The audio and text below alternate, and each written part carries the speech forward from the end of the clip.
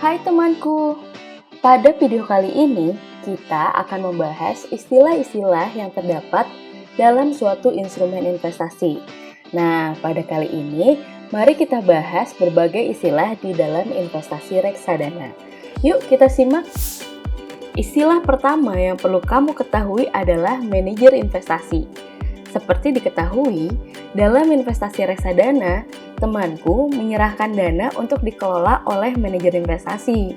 Nah, manajer investasi sendiri berarti suatu pihak atau perusahaan yang dipercaya untuk mengelola produk reksadana. Maka dari itu, sangat penting untuk mengetahui kredibilitas dan reputasi manajer investasi sebelum berinvestasi reksadana. Selanjutnya, terdapat bank kustodian. Bank ini berbeda dengan bank yang temanku gunakan untuk transaksi sehari-hari ya. Bank kustodian adalah lembaga keuangan yang ditunjuk untuk membantu menyimpan dana dalam pengelolaan aset reksadana. Fungsinya agar investor tak merasa khawatir dana disalahgunakan oleh manajer investasi. Singkatnya, bank kustodian adalah bank yang memiliki kerjasama dengan manajer investasi untuk pengelolaan modal investor.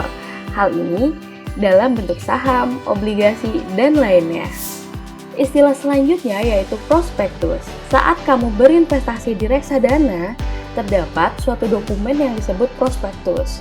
Prospektus ini adalah suatu dokumen mengenai berbagai informasi dari manajer investasi mengenai skema, komposisi aset yang dikelola, serta rekam jejak manajer investasi dan bank kustodian yang digunakan. Jadi, sebelum kamu berinvestasi di reksadana, baca prospektus ini dulu ya.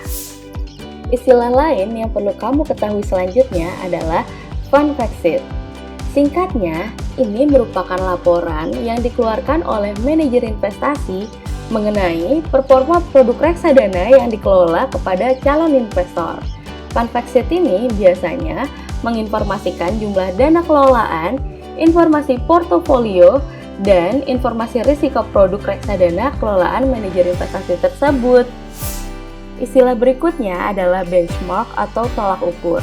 Maksudnya adalah untuk membandingkan kinerja reksadana dengan kinerja instrumen investasi lainnya.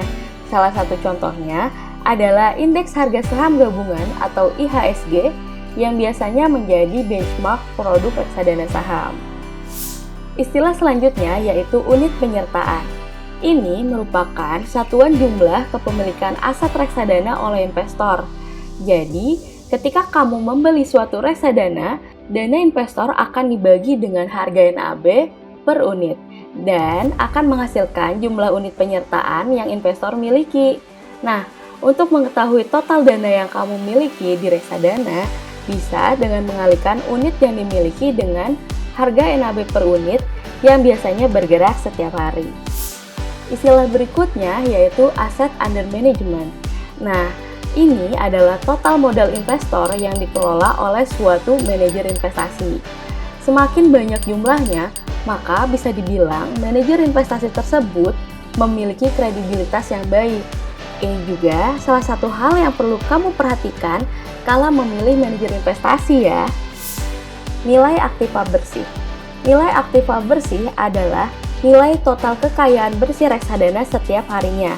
Hal ini dengan menjumlah total seluruh aset investasi dan dikurangi dengan kewajiban dari reksadana seperti biaya bank kustodian dan manajer investasi. Istilah selanjutnya adalah tanggal emisi reksadana. Ini berarti sebagai tanggal pertama dikeluarkannya atau diluncurkannya produk reksadana tersebut. Istilah terakhir adalah tanggal efektif reksadana. Hal itu merupakan tanggal dikeluarkannya pernyataan efektif dari Otoritas Jasa Keuangan atau OJK terhadap suatu produk reksadana. Pernyataan efektif sendiri bisa diartikan sebagai telah dipenuhinya syarat suatu produk reksadana untuk terdaftar dan ditransaksikan. Itulah beberapa istilah reksadana yang perlu kamu ketahui. Temanku sekarang jadi lebih paham bukan? Yuk, ikuti terus Asetku untuk mendapatkan berbagai informasi keuangan dan investasi lainnya. Asetku jelas berkembang.